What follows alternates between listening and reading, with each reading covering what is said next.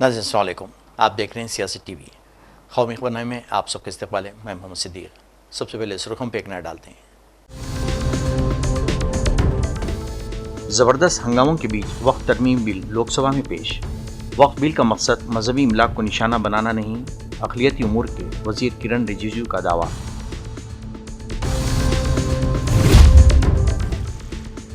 अक़लियतों के तईं हमदर्दी महज एक दिखावा, कांग्रेस का शदीद रद्दअमल। कहा, हुकूमत वक्फ जायदादों को हड़पने का मंसूबा रखती है।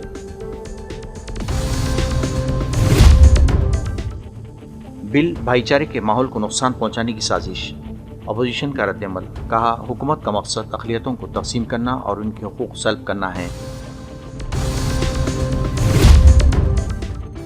मुंबई में वक्फ बिल को लेकर शदीद एहतजाज, मुल्कगिर एक तहरीक चलाने का किया ऐलान। नई नियती सुर्खियां, अब खबरों की तफसील पेश है। हुकूमत ने मंगल को लोकसभा में वक्फ तरमीम बिल पेश कर दिया, जिस पर बहस का आगाज़ हो चुका है। इस बिल पर तफसीली गौर ख़ौस के लिए हुकूमत ने 8 घंटे का वक्त मख्तस किया है। बिल पेश करते हुए मरकज़ी वज़ीर किरण रिजिजू ने कहा कि ये एक अहम कानून साजी है, जिस पर अवाम की बड़ी तादाद ने अपनी राय दी है। उनके मुताबिक अब तक किसी भी बिल पर इतनी ज़्यादा दरख्वास्तें मौसूल नहीं हुई हैं। इन्होंने बताया कि 284 वफूद ने मुख्तलिफ कमेटियों के सामने अपनी बात रखी, जबकि 25 रियासतों के वक्फ बोर्ड्स ने भी अपनी राय पेश की है।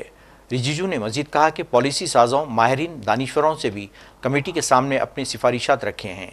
उनके मुताबिक बिल का मकसद वक्फ इमलाक से मुताल्लिक़ बेहतर इंतज़ाम व इंसराम और शफाफियत को यकीनी बनाना है।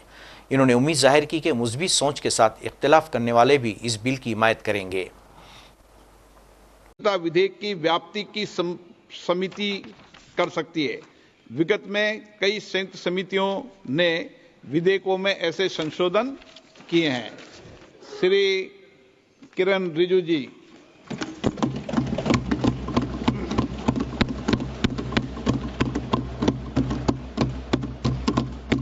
Honorable Speaker, sir, I rise to move the motion for consideration of the Waqf Amendment Bill 2025 and Mussalman Waqf Repeal Bill 2024.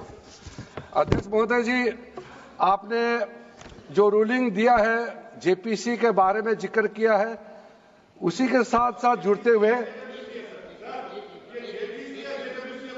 एक मिनट किरण जी, एक मिनट श्री सोगत राय जी संशोधन संख्या 108 को प्रस्तुत करें। आप बोल रहे थे ना? Under Rule 77(2) of the Rules of Procedure, I propose that the Waqf Amendment Bill 2025 be recommitted for the purpose of eliciting further opinion thereon. Okay, माननीय मंत्री जी अब 12-16 पर अपना वक्तव्य दें।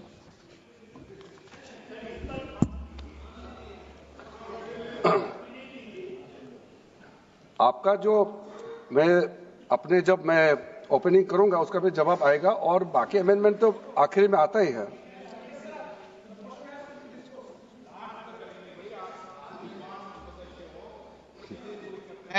चलिए माननीय मंत्री जी।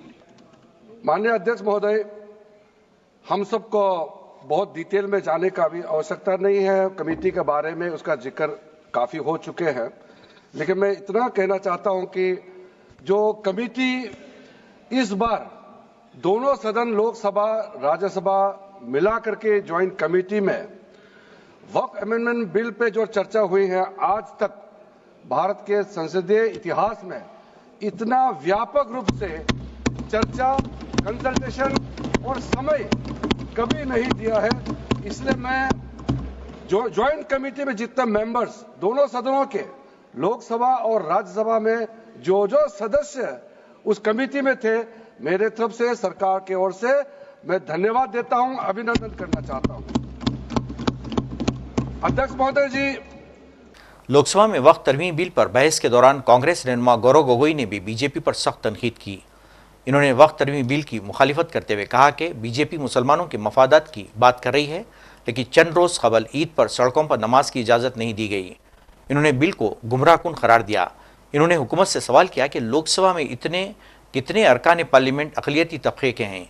इन्होंने इल्ज़ाम लगाया कि हुकूमत एक मखसूस तबके की ज़मीनों को हदफ बना रही है और मुस्तक़बिल में दूसरे कम्युनिटीज़ की ज़मीनों पर भी नज़र डालेगी।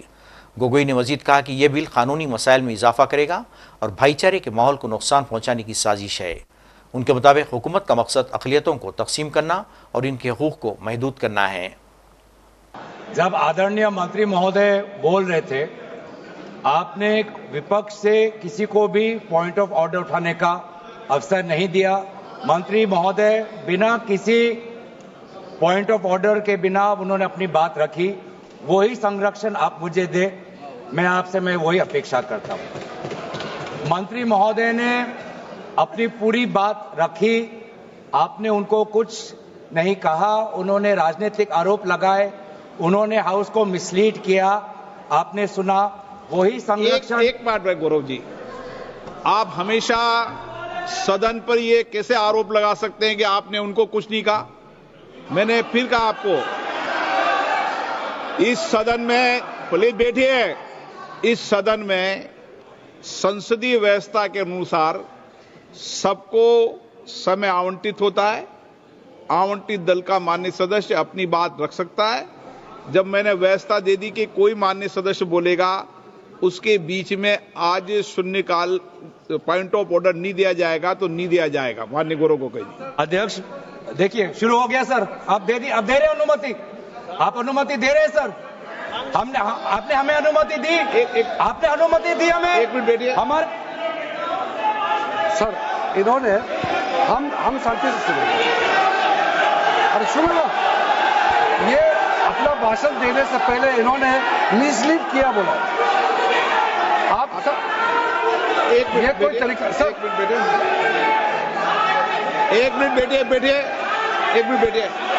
माननीय मंत्री जी, नहीं, एक मिनट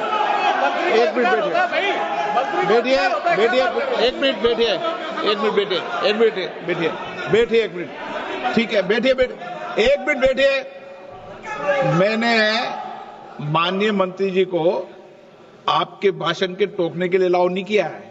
वह आपने तो भाषण शुरू नहीं किया था, नहीं शुरू करने वाले थे, वह दूसरे विषय पर। प्रशांत किशोर ने भी वक्फ बिल को गुमराहकुन और मुतासिबाना करार दिया है। उनका कहना था कि बीजेपी जानबूझकर मुल्क में ही फिरकापरस्ती को हवा देने के काम कर रही है। उनका कहना था कि मुल्क की अहम आहंगी और रिवायतों को बर्बाद करने के दर पे बीजेपी है। वज़ीर दाखिला अमित शाह ने वक्फ बिल के पुरजोर हिमायत करते हुए दावा किया है कि तमाम मशवरों और गौर व खौस के बाद इस बिल को पार्लियामेंट में लाया गया है। उनका दावा था कि इस बिल को जमहूरी अंदाज में पास कराने की कोशिश की जा रही है।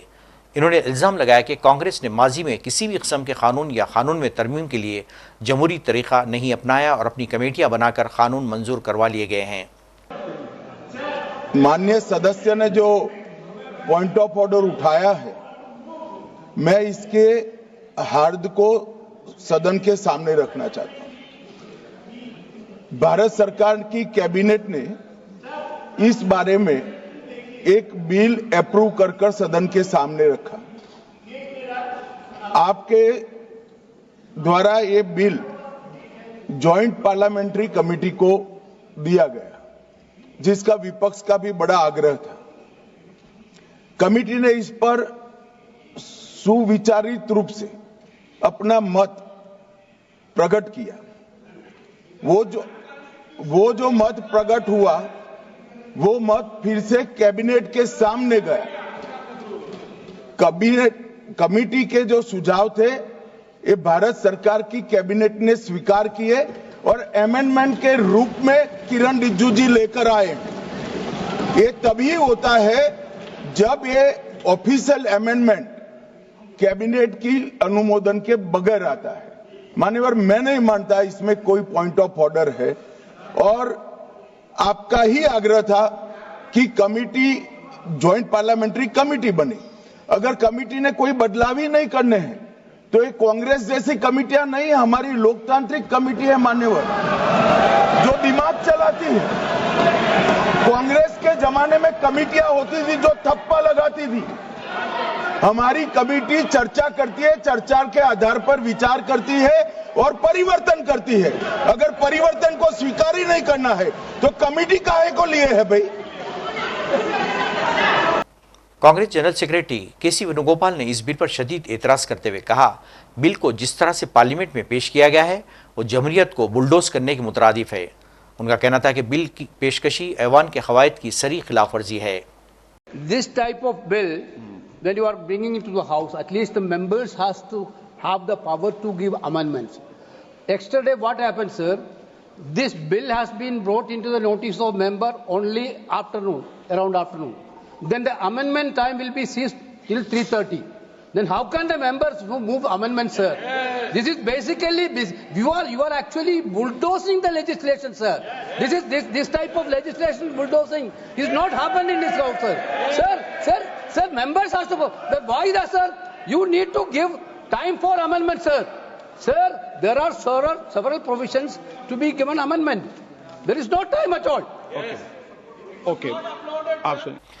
कांग्रेस के साबिक सदर और लोकसभा में कायद हज़्ब इख्तिलाफ राहुल गांधी ने वक्फ बिल के सिलसिले में चारशंबे को लोकसभा में पार्टी के अरकान पार्लियामेंट के साथ यहां पार्लियामेंट हाउस के अहाते में मीटिंग की और इन्हें मशवरा दिया कि वो इस बिल पर पार्लियामेंट में अपना मौक़िफ़ मजबूती से पेश करें।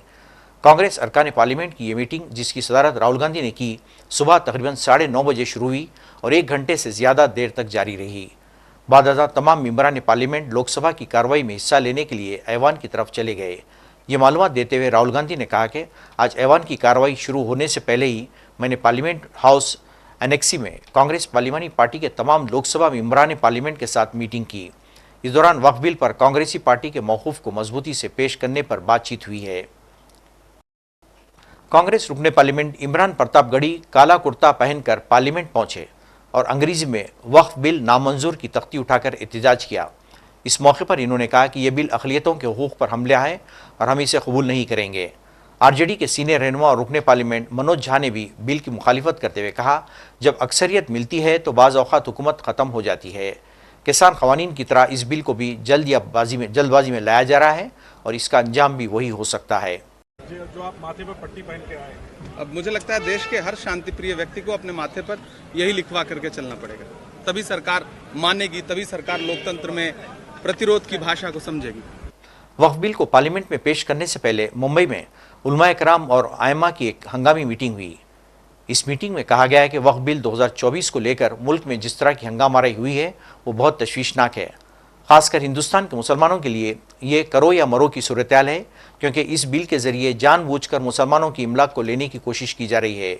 मीटिंग से मुतालिक प्रेस रिलीज में कहा गया है कि जिस तरह वक्फ बिल पर कमेटी बनाई गई है और आवाम की राय हासिल करने के बाद भी मोदी हुकूमत ने एक तरफा फैसला करते हुए इस बिल को पार्लियामेंट में पास कराने के लिए पेश किया है। ये मुल्क के आइन को पामाल करके वक्फ अराजी पर ज़बरदस्ती कब्जा करने की सीधी कोशिश है।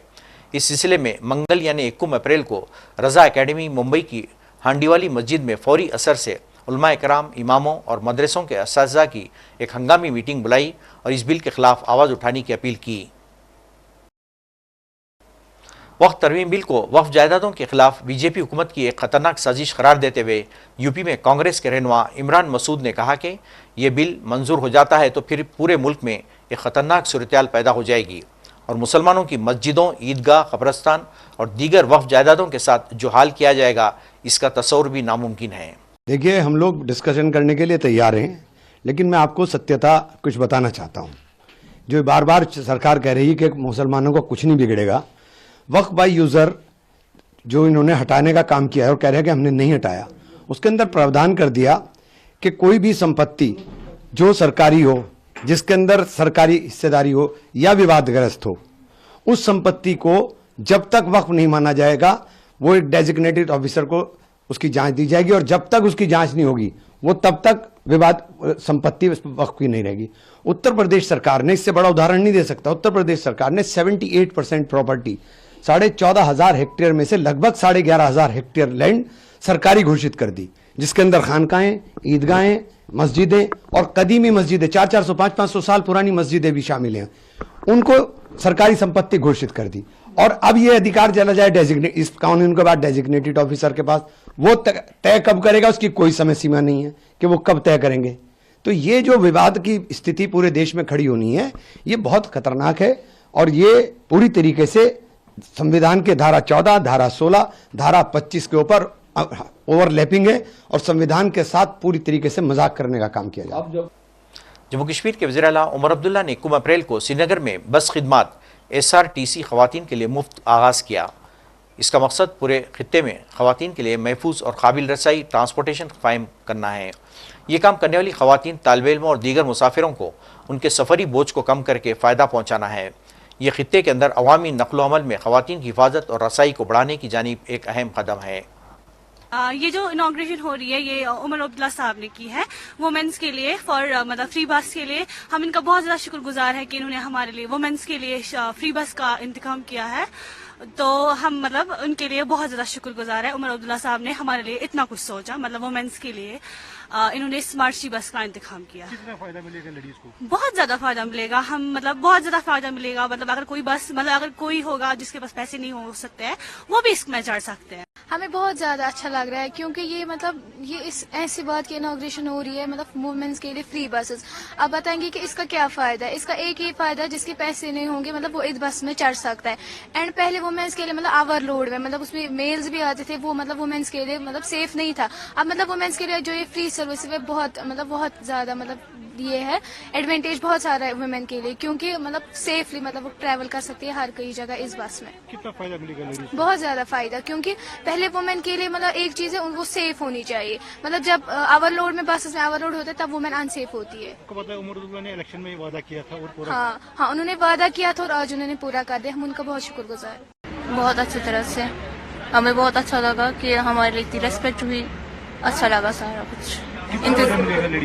बहुत अच्छा फायदा मिलेगा। तो जो लड़की के लिए बेनिफिट होना चाहिए तो वो सारे बेनिफिट्स मिल सकते। बजट के दौरान हमने खवातीनों के लिए खास एक ऐलान किया था कि हमारी जो SRTC की गाड़ियां हैं और जो हमारे स्मार्ट सिटी की गाड़ियां हैं इन पे 1 अप्रैल के बाद इनके लिए चढ़ना जो है वो मुफ्त होगा। आज वो सर्विस हमने शुरू की इस उम्मीद के साथ कि अब उनके लिए सफ़र करना ज़्यादा आसान होगा, चाहे वो तालीम के लिए हो, चाहे वो ख़रीदारी के लिए हो, चाहे घूमने के लिए हो। उम्मीद की जाएगी अब एक अच्छे माहौल में और सेफ्टी का ध्यान रखते हुए वो अब पूरे जम्मू कश्मीर में घूम पाएंगे। As we have seen, SRTC buses is not permitted in Srinagar city. Any sort of major? नहीं, अब SRTC की बसें तो श्रीनगर के लिए है नहीं, लेकिन श्रीनगर में आपके जो स्मार्ट सिटी की बसें हैं वो तो SRTC की बसों से बेहतर हैं। How you are going to compensate with SRTC people? वो तो अब हमारे पास है पैसा, जो 0 टिकटें होंगी उनका कॉम्पनसेशन SRTC को जाएगा। SRTC का नुकसान नहीं होगा, ना स्मार्ट सिटी के बसों का नुकसान होगा। हम बजट से जो है जो भी 0 टिकटों का खर्चा होगा वो बजट के तरफ से इनको मुआवजा दिया जाएगा, नुकसान इनका नहीं होगा। बाकी डिस्ट्रिक्ट्स में भी चलेगी अब? अगर वो डिस्ट्रिक्ट जम्मू कश्मीर में है तो चलेंगे। नाज़रीन, आखिर में सुर्खियों पे एक और नज़र। ज़बरदस्त हंगामों के बीच वक्फ तरमीम बिल लोकसभा में पेश। वक्फ बिल का मकसद मजहबी इमलाक को निशाना बनाना नहीं, अक़लियती उमूर के वज़ीर किरण रिजिजू का दावा।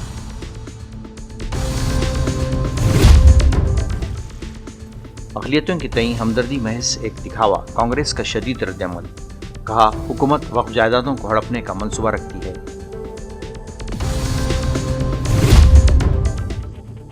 बिल भाईचारे के माहौल को नुकसान पहुंचाने की साजिश, अपोजिशन का रद्दअमल। कहा, हुकूमत का मकसद अक़लियतों को तक़सीम करना और उनके हुकूक सल्ब करना है। मुंबई में वक्फ बिल को लेकर शदीद एहतजाज, मुल्क गिर एक तहरीक चलाने का किया ऐलान। नाज़रीन, इसके साथ ही कौमी खबरनामा ख़त्म होता है। मुझे और सारी सियासती टीम को इजाज़त दें। अल्लाह हाफ़िज़।